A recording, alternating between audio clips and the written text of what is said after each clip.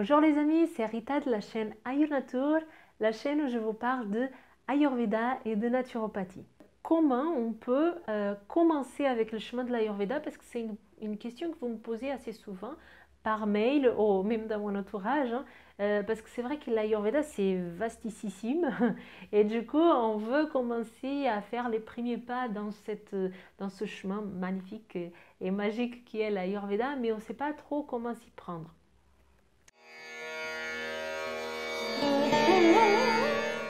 Alors, il n'y a pas vraiment de solution, je ne peux pas vraiment vous dire comment faire parce que chaque personne c'est une personne, chaque parcours c'est un parcours de vie différent.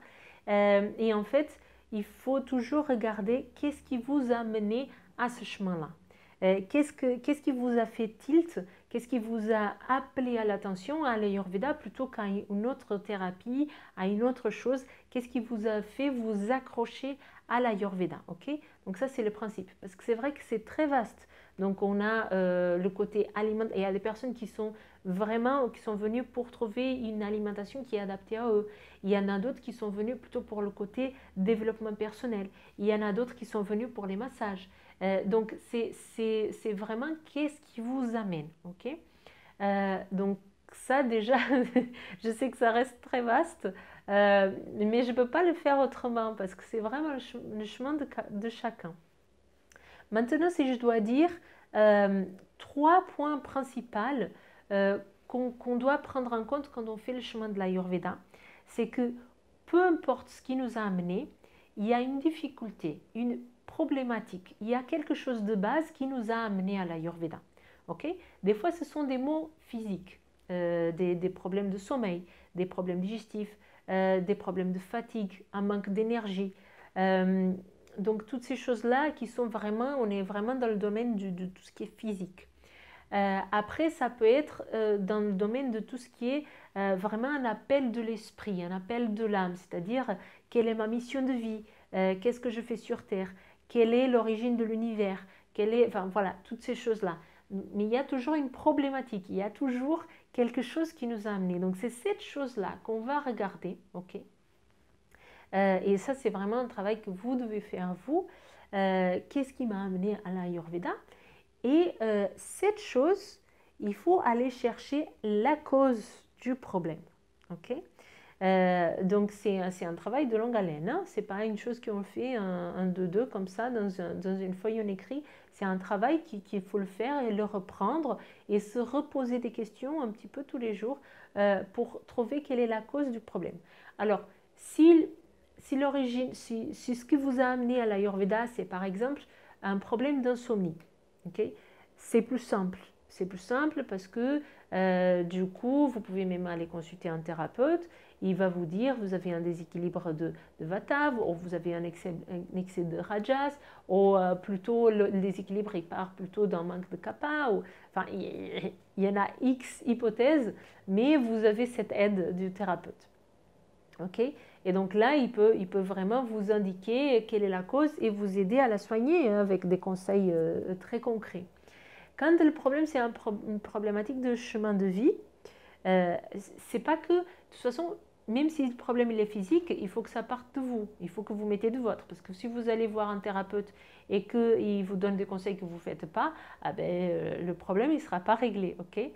Mais quand vous mettez du vôtre, vous pouvez vraiment régler ce problème et du coup, vous ne l'aurez plus hein, et vous êtes vraiment dans un équilibre de santé. Quand le problème il vient plutôt de l'esprit, c'est-à-dire quelle est ma mission de vie, vous avez encore plus de travail à faire sur vous, ok? Parce que le thérapeute, il va vous guider, mais là, il aura moins de clés pour vous indiquer le chemin. Le chemin, il doit vraiment venir de vous, parce que vous devez lui dire quels sont les signes qui sont autour de vous pour qu'il puisse vous indiquer le chemin, ok?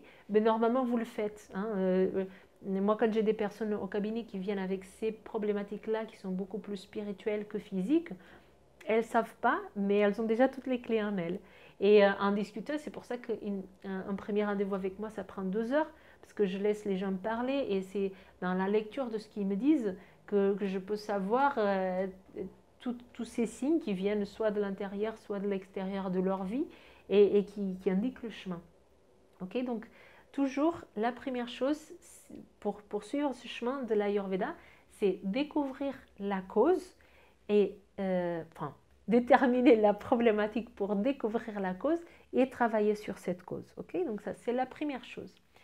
Deuxième chose, je dirais, c'est une fois que vous avez compris tout ça, bon, après une problématique, il y a toujours une deuxième, une troisième, tout ça, et on passe la vie à se rééquilibrer avec l'Ayurveda. Donc, la première, elle n'est pas oubliée.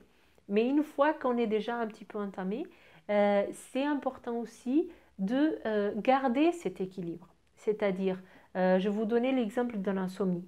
Okay, imaginons que l'insomnie, elle est due à un excès de rajas, c'est-à-dire un excès où là on est trop dans la compétitivité, on travaille trop, on ne s'autorise pas à s'arrêter, on n'autorise pas à le côté tamas de calmer notre esprit, ok? Donc on est toujours dans une activité incessante, parce qu'on veut être productif dans cette société pour X raisons et du coup on ne permet pas de se calmer. Donc le traitement, dans ce cas, si vraiment ça c'est la vraie cause, il faut vraiment réduire le rythme de travail, par exemple. Okay, et donc, si vous réduisez le rythme de travail, vous réduisez les stimuli, la télé, tout ça, avant de vous dormir, toutes ces choses-là, vous suivez tous ces conseils-là, normalement, si c'était la vraie cause de votre problème, les insomnies, elles sont réglées. Mais après, il faut garder cette hygiène de vie. Okay, donc, la deuxième chose, c'est garder une hygiène de vie qui vous correspond. Okay, et donc là, c'est très important de savoir notre constitution de base, nos déséquilibres, toutes ces choses-là, pour garder cette harmonie, cet équilibre toujours. Parce que une fois qu'une petite problématique elle est réglée, il y en a une deuxième, il y en a une autre. Et puis c'est comme ça, hein, la vie elle est bougeante, elle est évolutive. Et du coup, on a toujours des choses à faire. Mais si on règle un problème et que du coup, dès qu'on va mieux, on retombe sur ce cycle-là, ce rythme qu'on avait avant, le problème, il va revenir. Okay, donc, première chose, trouver la problématique qui est à la base, qui nous a amené à l'Ayurveda, et à travers de ça, chercher la cause et la soigner. Deuxième chose, garder l'équilibre, une fois qu'il est établi ou rétabli, des choses qu'on a déjà qui sont bien et qui sont bien équilibrées, les garder, ok. Et puis la troisième chose, l'écoute. Et l'écoute, elle est presque dans les autres deux et elle est vraiment à la base de tout. Donc l'écoute, ça veut dire quoi? C'est écouter ce que votre corps, ce que votre esprit vous dit et quels sont les messages qui viennent de tout autour de vous aussi, ok. Donc les messages de votre corps, ça peut être par exemple une petite douleur, une petite fatigue qui vous dit ok, c'est le moment de ralentir, c'est le moment d'arrêter. Okay, des messages d'extérieur, ça peut être un ami qui vous dit ah ben tiens, tu es vraiment très fatigué aujourd'hui, alors que vous n'êtes pas rendu compte.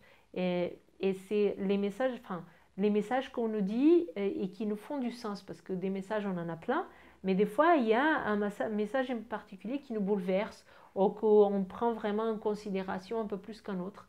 Donc ça, ce sont des messages extérieurs qui sont vraiment directionnés à nous. Okay, donc tout ça, c'est à prendre en considération aussi. Voilà comment commencer dans un chemin de l'Ayurveda. Si je peux répondre à cette question, donc la première chose, c'est de savoir qu'il n'y a pas de règles, on est tous différents et on a tous des chemins différents de vie et on peut tous suivre le chemin de l'Ayurveda qui sera adapté à nous. Okay, et puis les trois choses que je dirais moi, mais c'est vraiment ma vision à moi, c'est trouver ce qui nous a amené à l'Ayurveda, chercher la cause et la soigner, garder l'équilibre de santé physique, mentale et spirituelle et l'écoute de soi et de tout ce qui est autour de soi, qui finalement est le prolongement de soi. Voilà comment commencer dans le chemin de l'Ayurveda. Je vous laisse en descriptif de la vidéo le test ayurvédique pour connaître votre constitution de base. Je vous invite à vous abonner à ma chaîne si ce n'est pas encore fait et je vous dis à la prochaine vidéo. Merci beaucoup.